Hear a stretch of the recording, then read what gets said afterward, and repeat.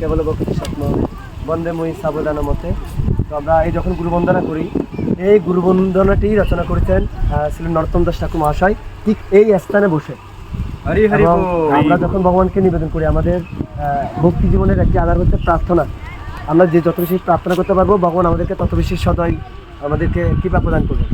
তো নরোত্তম দাস ঠাকুরের যত প্রার্থনা ছিল, হ্যাঁ প্রার্থনা কীর্তন ছিল, সমস্ত প্রার্থনা কীর্তন তিনি এই স্থানে বসে তিনি লিপিবদ্ধ করেছেন।